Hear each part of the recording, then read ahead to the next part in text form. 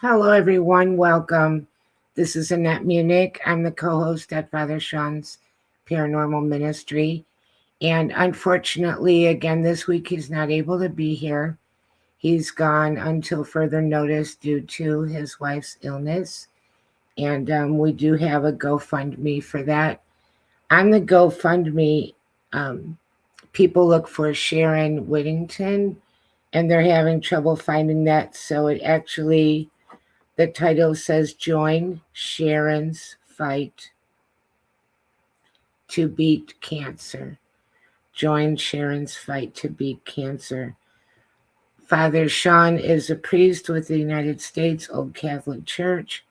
Many of you know him from Eli Roth Presents The Legion of Exorcists, which is on Travel Channel and also is shown on Max and Discovery Plus.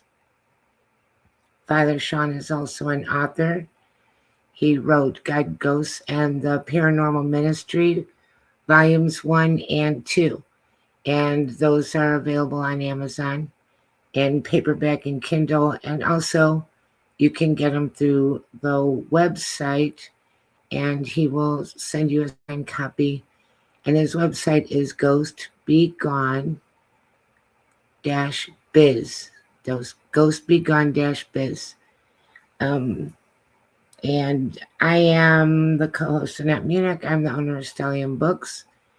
We have a really great guest today. Really excited about having Mr. Pat Fitzhugh back with us. He's somebody I've interviewed in the past. We were saying in the green room, like they say nowadays, it's been a minute. So we'll have a lot to talk about. But he is one of the most well-known people to speak on the Bell Witch phenomenon. Pat has a book out, The Bell Witch, The Full Account. And we're going to talk about that. And we're going to talk about Ghostly Christ from Dixie and everything that he has coming up. He's an author and a speaker. He's been seen on Discovery Channel, Travel Channel, A&E. And I would like to welcome him right now to the show, Pat Fitzhugh. Thank you so much. Good afternoon. Good afternoon, Annette. Hello, hello, hello. It's definitely been a minute. A decade, 2 decades, I believe. It might be 2 minutes. Yeah, 2 minutes. But, really nice. And the topic is always good and people enjoy it. And you're so well-spoken. So I'd like to start off right away just by asking, before you even wrote the book, how you got involved in this story. Well, I've always been a fan of the unknown, creepy stories, ever since I can remember. And my mother told me about the Bell Witch when I was really young. And I mean really young, like 5, 6 years old. Sometimes I couldn't sleep at night. She would try to read me bedtime stories, and that wouldn't put me to sleep. So then one night she read me a book, or started reading me a book about the Bell Witch. And I was just so, what's the word? Not perplexed, mesmerized. Yeah. Everything I'd heard, especially with such a small and young mind, that I went to sleep pretty easily because I was trying to digest all that in my mind and just wore myself out and went to sleep. But that story came into my mind very early on. My interest grew over time. And then one day, when she explained to me that it involved real people and real places, and she had actually gone to school with some of the descendants of that family. Oh, wow. Like, whoa, so you mean this really happened or could have happened? Oh, wow. And yeah, she's like, yes, those are real people. Red River is a real place. I grew up just 2 miles from there in Cedar Hill, and on and on. So at that point, there was more of a connection or a personal connection to the story. And then she explained how several generations back, one of our ancestors had married into some of the Bell family. Just a lot of interesting things. So my interest kind of took hold from there.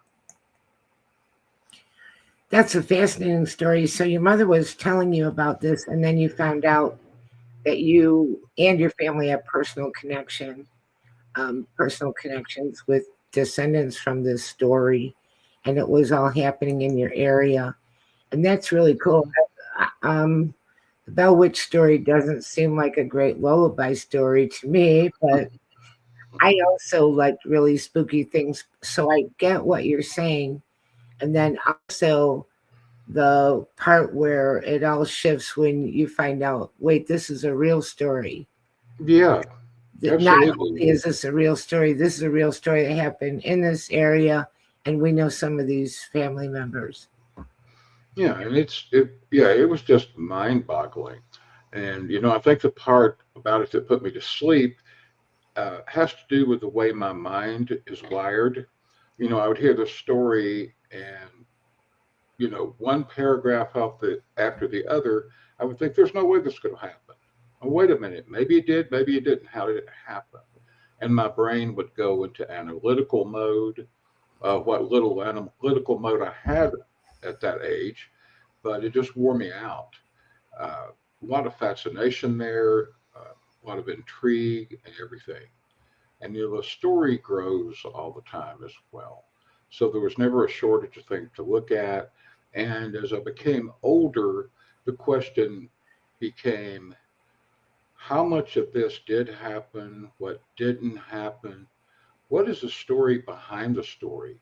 How did this whole story even come into existence? What happened to make it come into existence? So those questions were the ones that I set out to answer way back when, I think around 1978, which is before most people were even born. But that's when I started the research back then. And I thought it would make for a good little summer project. But here I am, almost 50 years later, and it's like, I might have scratched the surface just a little bit, but Wow. it's just, every answer yields 10 to 20 more questions. Yeah, it's the proverbial rabbit hole. Oh, yes, definitely. And Mhm. in the old folk tales about the Bell Witch appearing different ways to different people, one of the most popular characters that it manifested as was actually a rabbit. So, rabbit hole is a, a pretty good explanation, I guess. Interesting. Hi, Carl. Hi, everybody. Got people coming in and saying hello. Yeah, I Um, see that. There's a Linda, there's a golden cougar wolf.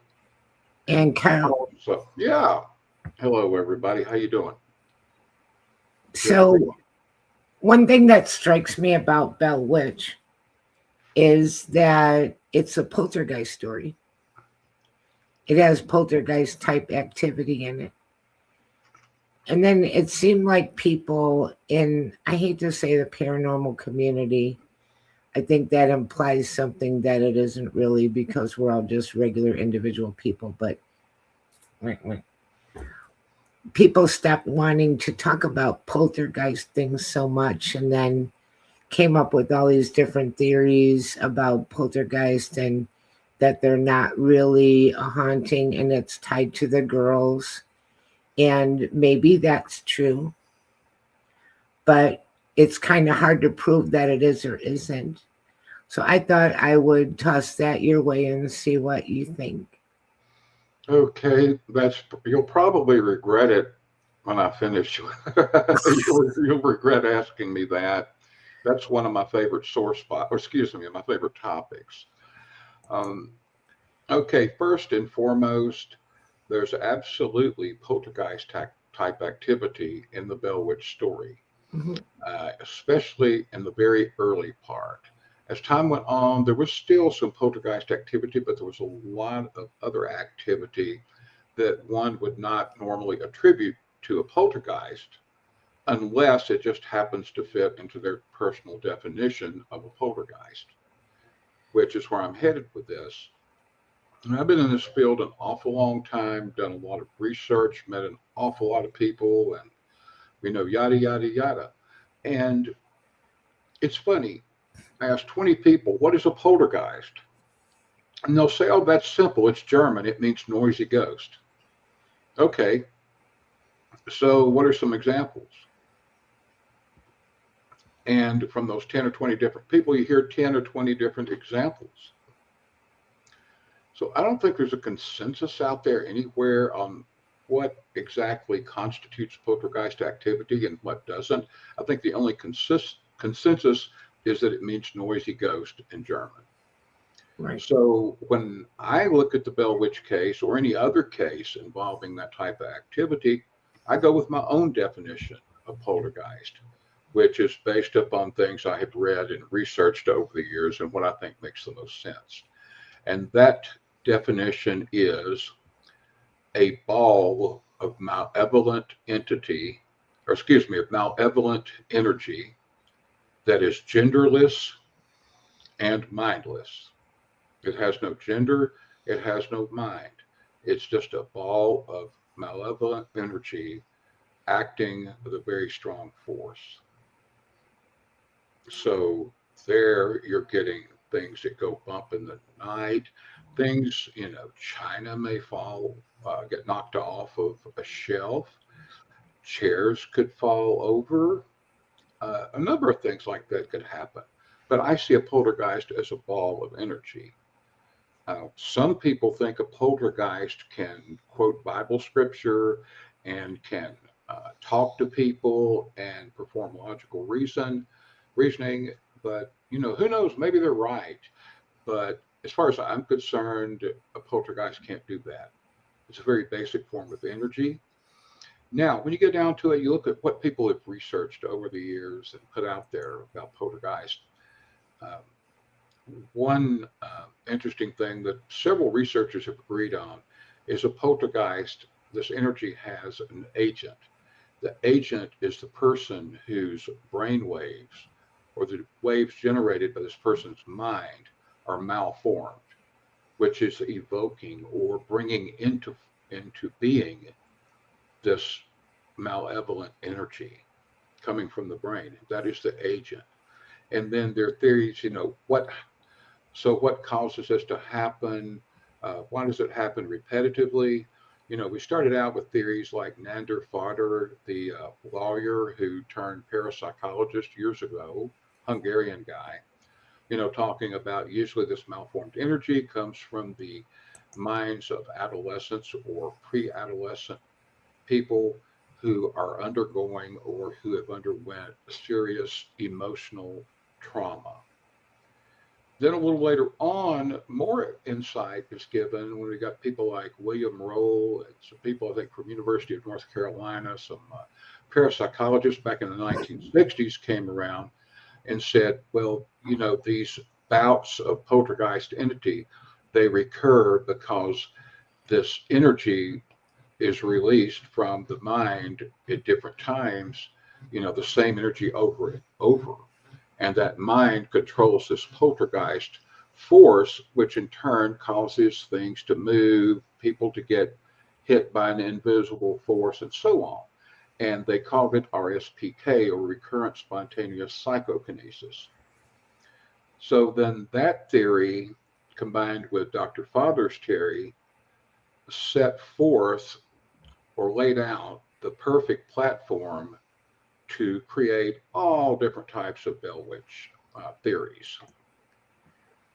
But, again, if you're basing your whole expectation or explanation of the Bell Witch on the notion that it was only a poltergeist, I think you're wrong, because there's a lot more going on than just that.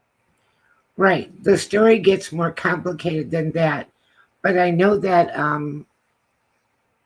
when they started linking poltergeist activity to pubescent or prepubescent females, then it kind of made it seem like this energy was attached to them and it was part of perhaps their thought form. And what worries me is perhaps they're blamed for it. And that, may or may not really be anything of the case. I don't know what to think about all of it. I think that there's okay, I think you can tell me I'm probably wrong. I haven't had a lot of these cases. I think that something like that might be a condition that can heighten the situation. For example, we know that with some very severely haunted places, they share some same qualities, which you don't have to be haunted, but if you do, they can magnify. So maybe the fact of having pubescent age girls magnifies it, but I feel like you're saying that it's something that's not necessarily attached to the girl, that it's an independent thing, that may or may not even have a human origin. You'll see that, yeah, in a way. I mean, it's undeniable that there was poltergeist type activity as part of that story. But what we don't really know for sure is whether it was attached to the emotions or the subconscious of the young daughter, Betsy, or whether it came from somewhere else. For that matter, we don't know, I mean, we already talked about Dr. Father and then the parapsychology folks up at North Carolina, but we don't know if their theories are any good. All they did was spit out the theories. They didn't put forth the framework that they used to formulate those theories. So we don't even know if that's true. But I mean, that's just something that's been put out there as a theory. But just looking at the definition of a poltergeist, there's lots of poltergeist activity there coming from somewhere. And there are a lot of stories about the Bell Witch, and you will see connections or possible connections to the Native American culture as well. Interesting. For the people that don't know the Bell Witch story, about what year are we talking about that? That started and it was active. Yeah, that was the Tennessee version of the Bell Witch was 1817 to 1821, and that's the version most people are familiar with. Mhm. Then it returned in 1828 for a brief period, then promised to return in 107 years, which had been 1935. And the stories of its alleged return vary significantly. Some people say it did not return, others say that it did return in 1935 as promised. And then a lot of people say, with everything that's gone on since 1821 up in that area, that it probably never left the place to begin with. That's possible because it's really hard. I, as a person in the paranormal, I'm not an investigator, but I hear so many stories and I do paranormal books and I've talked to a lot of people. And as we've said before, we've been around for a minute or two. You hear so many different Yeah. things. And it's difficult because the way that we learn is we take this case and we compare it to something else that we know, but that doesn't mean it's the same. It's not the same. It's an entirely different thing. So we're trying to understand something that you almost can't put in a box. Yeah, yeah, that's exactly right. There are a lot of cases, there are a lot of parallels between the Bell Witch and other cases, but each case is separate. And with regards to the Bell Witch, I talked about things outside of the realm of poltergeist activity. This thing began whispering to the people. They couldn't even understand what it said at first. But then over time, as more and more people heard about this and came to the Bell Farm to witness this, or hopefully witness it, it seemed that this thing fed off of their presence and their collective fear, and that whisper grew into a voice. So at that point, we've got a voice talking, and people would ask the thing questions, and it would answer. Sometimes it would answer with Bible scripture. Uh, Other times it would answer a person's question with some event that happened to the person many years earlier that it actually knew about some way.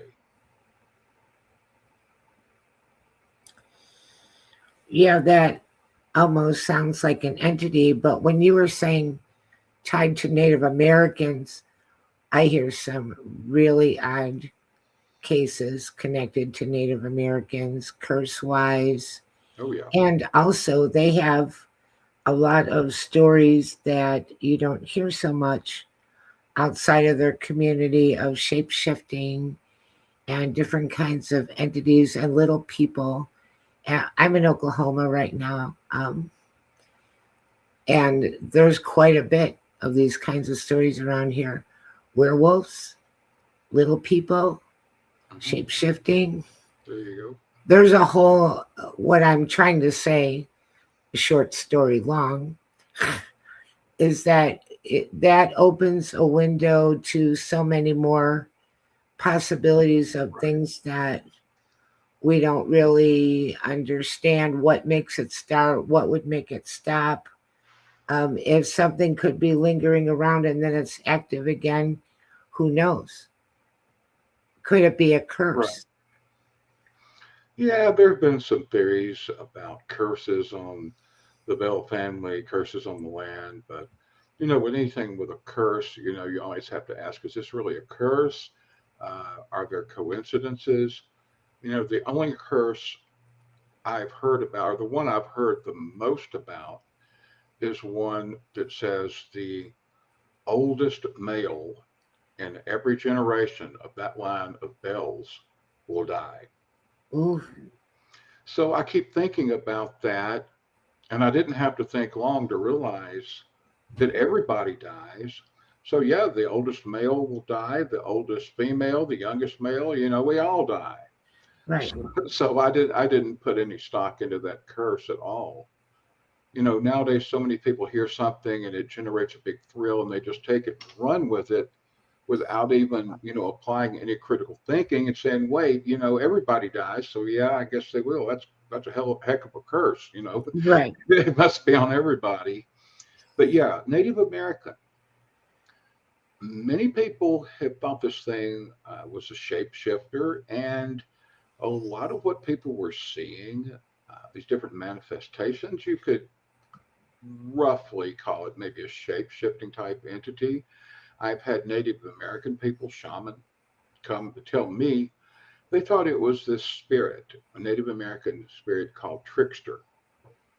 And that spirit is a plays tricks on people, but has a very evil intention. And according to the Native American beliefs about this trickster entity, it would have the capability of pulling off a lot of what was reported with the Bellwitch story. Then we have, the portal theory, where the Bells or someone on that land opened up a portal to the other side, and the Native American connection to that is that essentially what happened that we do know about one of John Bell's sons a few years before all the disturbances started. He and a friend went up to one of the corners of the farm and they opened up a Native American grave, hoping to find some, I guess, money or treasure or something to steal. And the theory is that perhaps that grave being opened may have set something off. Um, Also, you have the other story where there was treasure supposedly buried under a rock, and if somebody found that treasure and gave it to Betsy Bell, this thing said it would go away. Then some people say that digging that hole opened up a portal. Then we also have some folks, including a well-known TV show, who claimed that the portal was opened when John Bell and his sons began building the family home.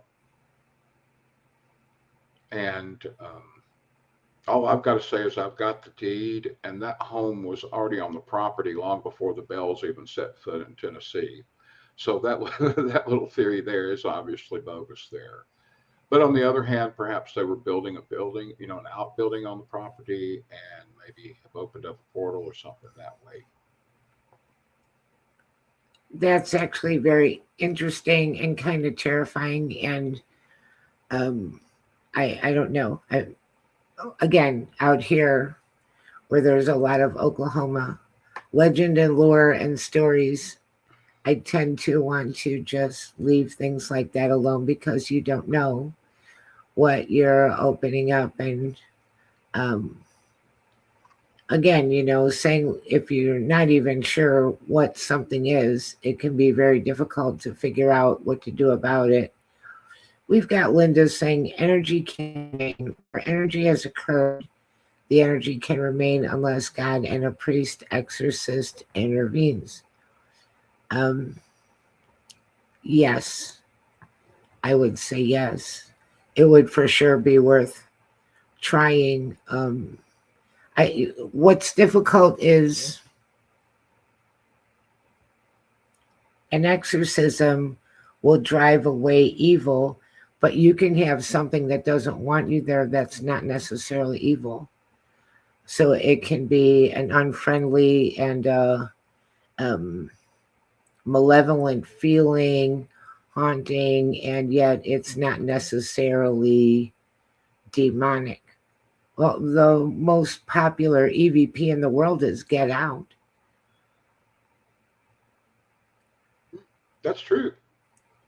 But we don't know if the Get Out was some type of demonic entity, a case of evil, or whether it was somebody that just didn't like the shoes you were wearing. Some spirit didn't like the shoes you were wearing and wanted you out of there. I mean, you don't really know.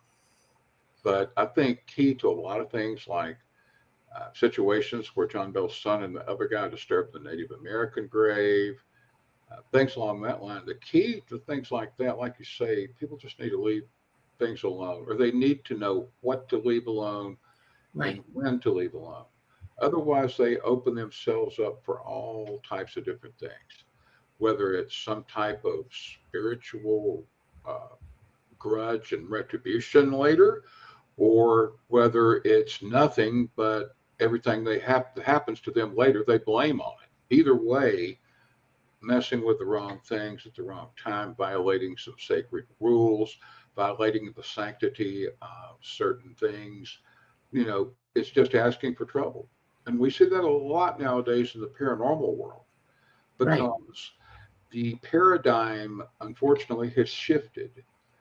What we're seeing now aren't investigators and researchers, we're seeing entertainers. yes, Right. And, it's all about doing something that's mind boggling. No matter how many times you have to fake it or whatever, mind boggling, so you can get those all important social media hits, which in right, turn boost your ego and make you feel like a better person. right, Or if you're lucky, you might get a little bit of money here and there, from some of these social media platforms. So, we have a whole new breed of paranormal investigators out there. As far as the bona fide investigators, the serious ones, I mean, we're all getting old, we're dying out. But, I see a lot of that nowadays, especially in videos out there on YouTube. People get into all kinds of things that they shouldn't. They right, go out there and start provoking, right, trying to open graves, and the list just goes on and on and on. right, No wonder these people are running around screaming demon all the time. They did so many right, things. Maybe demons are after them. right. Um, that was difficult for me because sometimes people ask for a referral for a team that could come to their home or building or establishment or whatever it is. And I don't want to recommend somebody that will make it worse. And by making Exactly. it worse, that happens a lot. If you get, and I'm not trying to put down a lot of people, I'm just saying there are some, they're there for trying to collect some kind of proof, evidence, and they're not really concerned about the family. And to me, there's a big difference between how you handle a vacant building and a place that somebody has to live in, and they're stuck with whatever you stir up while you're there, and you didn't help them at all. I don't know if everybody comes there with the intention of help. Oh, oh, I know that's right. I know of plenty of groups that do have that intention, and they honestly want to help people. They consider their job not as like a paranormal sleuth, but as a human helper to help somebody through a situation. Then you've got a lot out there that do it just so they can get some video and put it out there on the internet and try to make a little money off of it, or just put a feather in their cap. We've investigated more homes than anybody else. That kind of thing. A lot of silly stuff goes on nowadays. But yeah, it's all about helping people. If you got a person, they have to live in that home. Maybe they can't move. Could be a lot of reasons they can't move. So they're having to live with this stuff day in and day out. And that fear layers on top of itself over and over. And it's just a heavier and heavier toll. And they need legitimate people to come in. And with so many people nowadays claiming to be paranormal investigators and all of that, I mean, about all you can do is go by word of mouth from reputable people, or recommend people that you've investigated with before and are honest. Right. But go by reputation. We've got Linda saying a priest exorcist can set boundaries if the spirit weren't malevolent. That's true. And also you can teach the homeowners how to set some boundaries, for sure, and take back control of their home. Also, I think you can consecrate the property and things like that. There's a number of things you can do and try. So yes, boundaries, yes. Depending on what you're dealing with, that's the hard part. What is it? Once you dig into some of these stories, a lot of times you end up having true compassion for what happened there. Usually very sad and tragic. That's why when I see some of these paranormal investigators, especially the young ones that look like they're in it for thrills and kicks, and walking into some place and doing things that are very immature, disrespectful, and sometimes dangerous. And that they don't really understand that. They just think that this is some woohoo time, Let's go and see if anything happens, and I hope it does.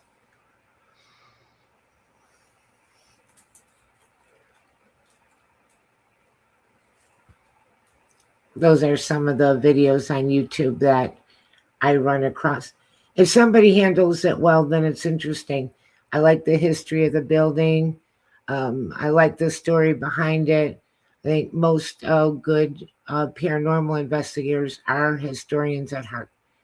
If you don't have any care or feeling about the place, you're never going to know more than just a slice of the story. Yeah, very true. So people don't want to. Yeah. Investigators don't want to know the history. They consider learning the history ahead of time is a form of bias, and they want to go into it with a totally open mind without knowing anything about that location and see what they pick up on. I guess that's okay. I prefer to know the history of a place first, but others look at it the other way.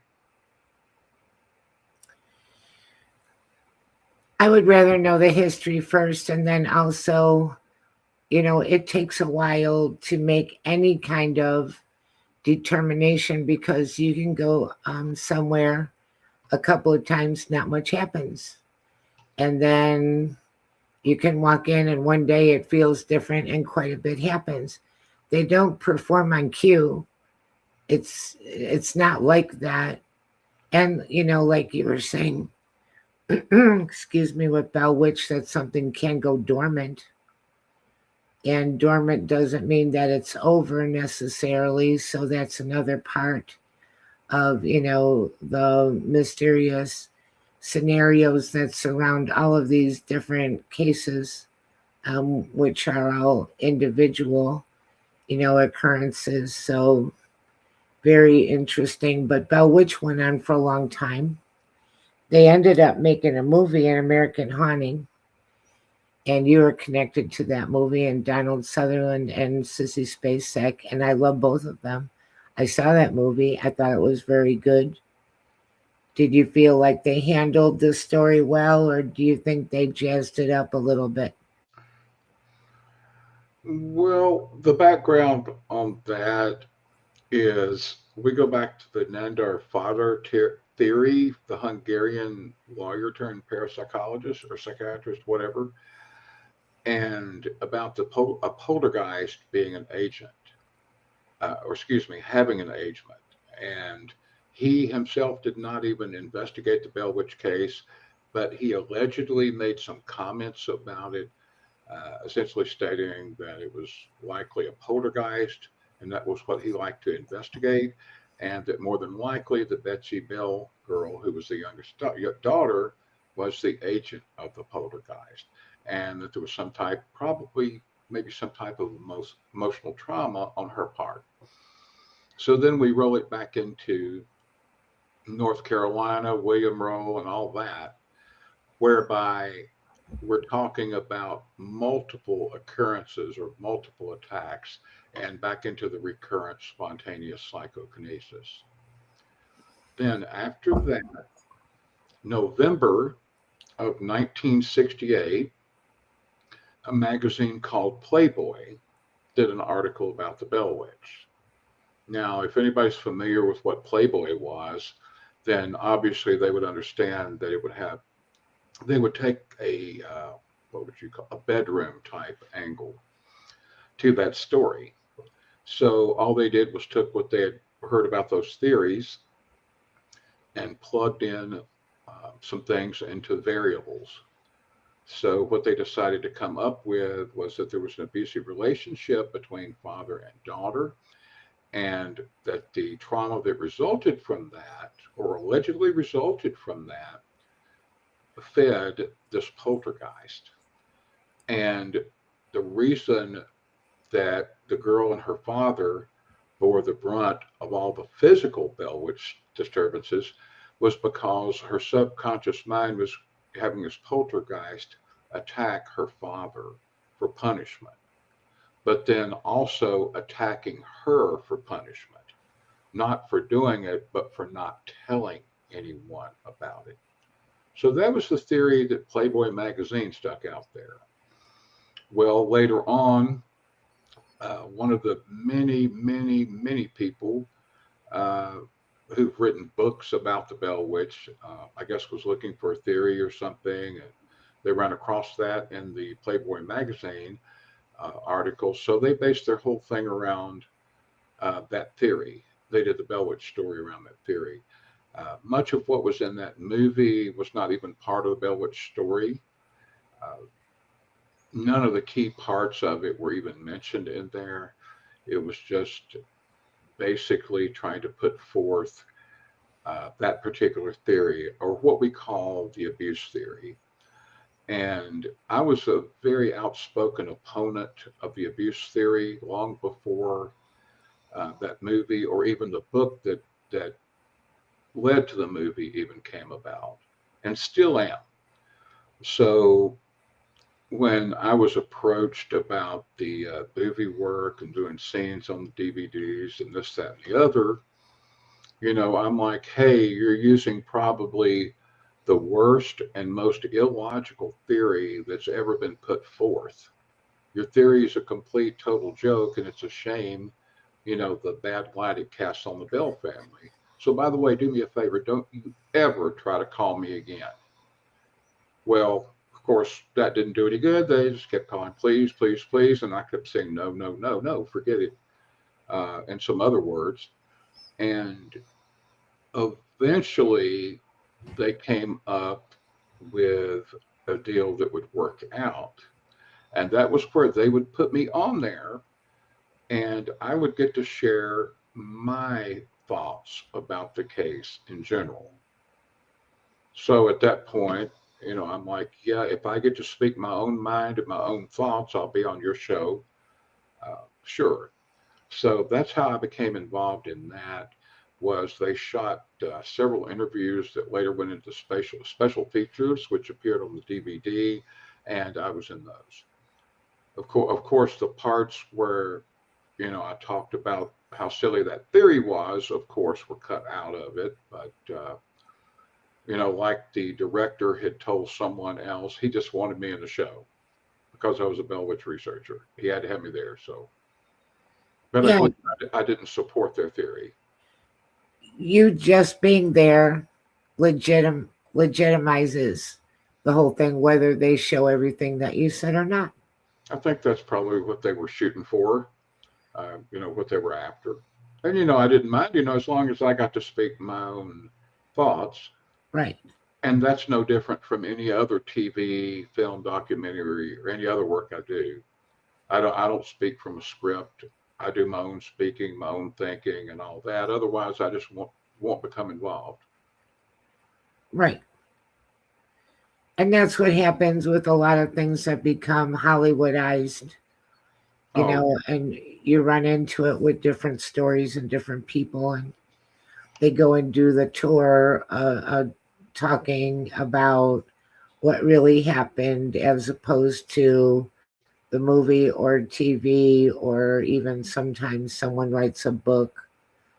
But usually it's movie or TV where they inject a whole bunch of stuff into it because they just want viewership and sell tickets. And a lot of the people that I knew that were involved with TV projects, a lot of the times the cameramen and stuff, they don't even believe in this stuff. right.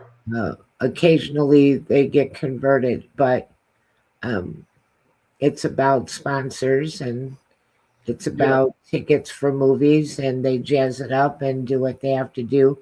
And then in the exactly. beginning of the movie, it says based on real events, which is not really a lie, but people read that and think this whole thing is true. You're right. They don't stop and think based on Right, that phrase. Based on is very important.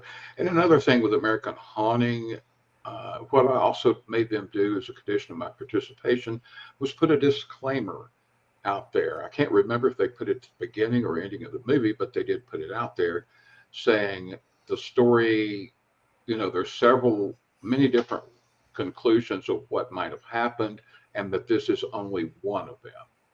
right, Yeah, so that was good too. But yeah, with the whole TV thing, it is what it is. The movie business, the TV business, all of that stays in business by sponsors, advertisements, people buying advertising space. The more viewers they have, the better ratings and everything. Ratings and viewers means they can charge more money for from the sponsors. right, That's what it's about.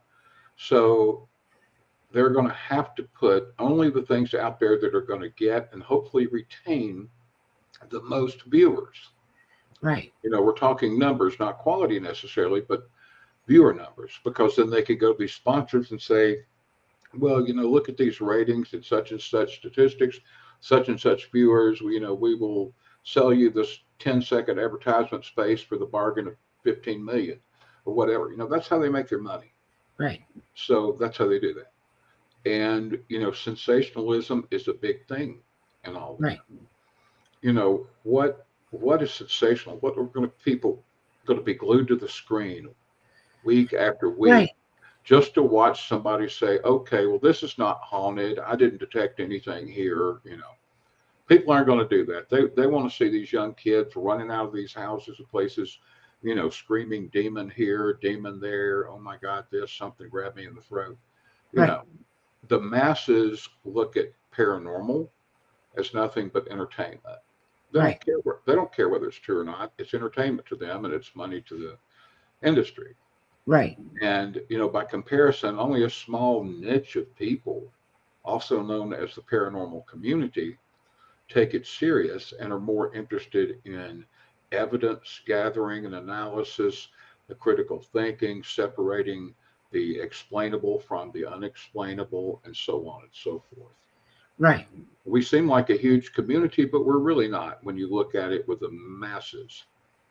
We're a very small subsection of that. Right. And I don't want to make it seem like I'm saying all of the TV shows are fake, and I'm not saying that. Or the same thing with the movies. I'm just saying that it gets into the hands of people that are not that really interested in what the actual story may or may not be. And There's some good shows out there yes, there are some good that, shows there. they're not all about the fakery, BS, and all of that. I think one of the very first ones out there, which was really serious and did more good than harm, was Ghost Hunters. I Taps. was just going to say Ghost Hunters. And you know what? A really good thing that came out of Ghost Hunters is that before that time, a lot of people that had paranormal problems didn't talk about it. And after Ghost Hunters came out, because they were kind of the first, then people started feeling more and more apt to say that they've experienced some of these things because there was a time, of course, again, I've been around for a while that you didn't always talk about this stuff in mixed company. There would always be someone that would want to laugh at you or say that you are just trying to get attention or something like that. And I do think that there's a high likelihood that there are people that were in old mental institutions that actually have paranormal problems, and people decided they were crazy, that they were seeing and hearing things and whatnot. So that made it when um, Taps came out, Ghost Hunters, and then other shows after that, that made people a lot more open about their experiences. Yeah, absolutely. It allowed people to come forward, and we're not so much afraid to talk about it. They realized that other people were having experiences similar to their own. And, that just holding it in and continuing to keep it silent is not going to resolve anything. Right. That's good. And another good one, show like Expedition Unknown. I I think, love that show, yeah, Expedition Unknown. absolutely. And one of the people who's on there, Heather, uh, she has, I don't know if she's going to do it next year or not. I assume she is, but she's always the host of the Paranormal Expo there in Arkansas that I've done just about every year. Totally wonderful folks out there. They have me back every year. Arkansas Paranormal Expo in October, and she is part of that. And in fact, her mother is the, I guess she would call it the director or executive director, whatever you want to call it, of that. And they have their own, the paranormal team as well. So yeah, the that expedition show, she was on there as of a couple of years ago, I believe is when she came on. But yeah, that's another Interesting. good one too. Yeah, very interesting. I like that one too. Really interesting stories too, because real paranormal, um, a lot of stories are very creepy on their own and they don't need adding to it. Uh, People really do enjoy a good story, a good investigation, all of that, and the old movies um, that they're spooky. Nobody has to get, chopped up or Right. something. They're just good, solid stories that are creepy and spooky, and people enjoy that. Same thing with books. I think they've taken, I guess I'm going to say, unfortunately, people are kind of desensitized and they like to make things a lot more. I don't like when things get gory that don't have to be gory. I don't Yeah, like, that's more to me. That's more horror right, than paranormal. right. Yeah, me too. One of the scariest movies I remember was the movie A Haunting that was made back in the 60s. I don't know if you ever saw that one with experiment, the paranormal experiment that they were doing at the old mansion. And again, just the the sound and the story itself carried it without anything being. I'm pretty sure I did see that at some point. I'm trying to think of. I think it was considered an old movie by the time I saw it. But see, I Yeah, remember a paranormal experiment, and this was going on like in, I think they did it in like the mid to late 1960s was when it yes, originally started. yes. I'm trying to think of the name of the lady that starred in it. Um, but it was a very well done movie and very creepy in its own right. Very, very. And that's kind of like it was a black and white movie. And of course, but I love very, all black and white movies. I me grew up too. on those, Me especially too. I love that. those old British horror movies. Yes, Wonderful stuff. absolutely. Um, Before we go, maybe we should talk about your books. And everything that you have is available on Amazon. That's correct. Everything You have, that's in print that I've kept in print. It is available on Amazon, other online retailers. There are also some books and bricks and mortar right, retailers that carry them as well, more so, especially around Halloween time. So right, those books are out there, and you can order signed copies from the actual website, right. uh, patfitzhugh.com. Yeah. So yeah, we have those out there. There's the Bell Witch book, and also Ghostly Cries from Dixie, which is a collection of ghostly tales and weird tales from around the American Southeast. Oh, yes, because you specialize mostly in the southern part of the country. Uh, I've done a lot of research there. I don't know if I'd call it specialized, but I'm probably best known for that. Yeah. I do And other you, things as well. you have a book that talks about some New Orleans hauntings. Yes, the book Ghostly Cries from Dixie. There are two New Orleans stories there. One is more of a history story, history lesson about Marie Laveau. I'm sure you've heard of her, the Voodoo Queen. Yes.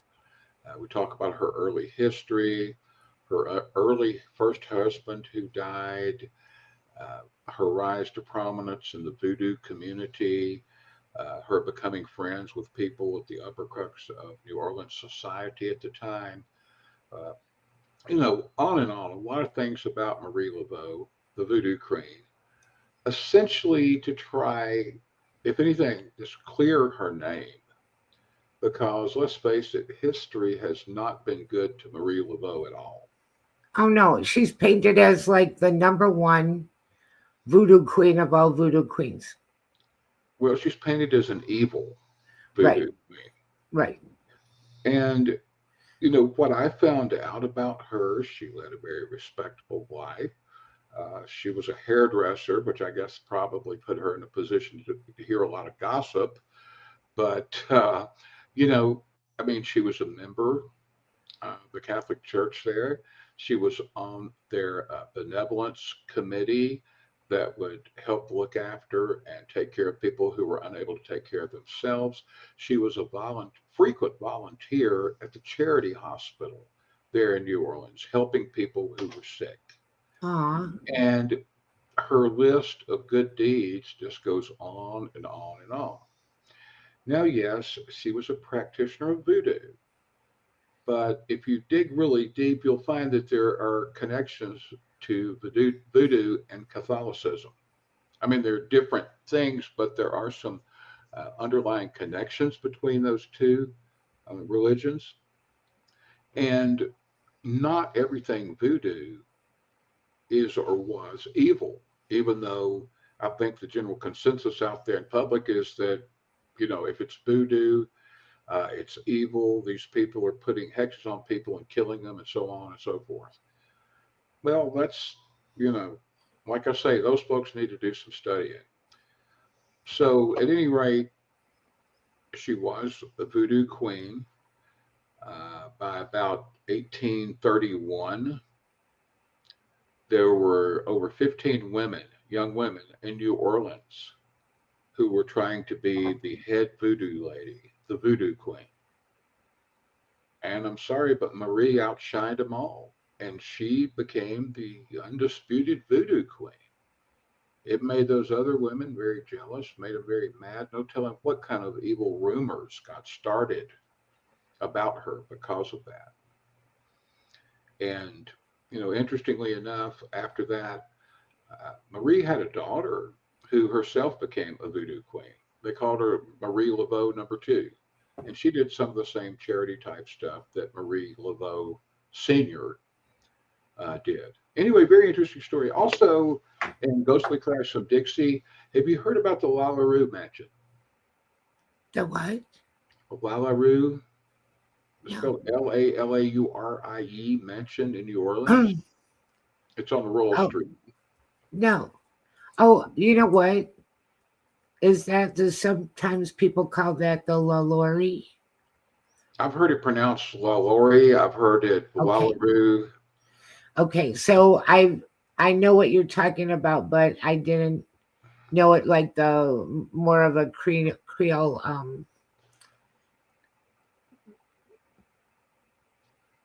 Yeah, that story has to do with Madame Lalaurie and her husband, Leonard, who was a prominent surgeon. They were very big socialites in New Orleans back in the late 20s, or excuse me, yeah, late 1820s, early 1830s. Her first tie to prominence was that her cousin had been mayor of New Orleans from 1815 to 1820. And in 1831, she and her husband bought this mansion there on Royal Street in New Orleans. And they had several enslaved people who worked for them there. Ironically enough, the woman's parents, who were wealthy plantation owners, had been killed years earlier at a slave revolt on the island of Haiti. So maybe that had something to do with a very strong aversion to slavery, or not slavery, but to the slaves, to the enslaved people on her part. But when she would call these people, the slave people at her house, to come get her something or do this, that, and the other, it's like they would go into terror. They would just be scared to death if she would call their names or ask them a question. They would start shaking. They would be so afraid. And Wow. even visitors, other wealthy, prominent people noticed this because that just wasn't something that usually happened. But these slaves were scared to death of her. A lot happened. Very strange things happened. Um, Very suspicious things, I might add. Up until the point in 1834, when one of the cooks there at the house, who was enslaved, decided to start a fire. Hopefully, get some people in there and draw attention to what was happening. Looks like we're almost out of time. So, to make a long story short, she and her husband had been tying the slave people up in the attic, cutting them open, doing very grotesque Oh, medical Lord. experiments, and some of them, of the slaves up there, had died. Others were on the brink of death because they were in such horrible condition. Of course, her husband, the doctor, was a surgeon. So anyway, that was a horrible thing. And it was documented in a newspaper at the time in New Orleans called the Daily Bee. A lot of information about that. And we don't have time to go through all the paranormal activity that's happened at that house since then, but it has been a hotbed. But it is a privately owned place, so it's not like we can all go in there. I heard that, I could be wrong. It could be the wrong place, but I heard Nicolas Cage bought it and owned it for a while, if we're talking about the same place. And Yes. yeah, that is really a big story. So much happened there, very prominent. So I've just had the pronunciation off, but I do want to thank you, and I want to thank all of our listeners. And check out Pat Fitzhugh, check out his books, check out his webpage. Hopefully, we could get him to come back on and we could talk more about some of the stuff we dug into today. Next week, I have Samuel Chang coming back to talk about ancient healing and ancient wisdom. and we always really enjoy him. Our big thanks to Joe Montaldo, Michelle DeRoche, everybody at UPRN Talk Radio 107.7 FM New Orleans, 105.3 Gulf Coast. And please stay tuned for Spirit Switchboard with Carolyn Shellhorn. And please also remember prayers and donations for Father Shawn's wife, Sharon. God bless everybody. I'm going to put the link in the show on YouTube for people that watch it later or circle back around and see it on YouTube. If you can give something, you're so appreciated. Thank you so much, everybody. Have a great weekend. Thank you, Pat. Great to see you again. Thank you so much. Great. You too. My pleasure. Thank you.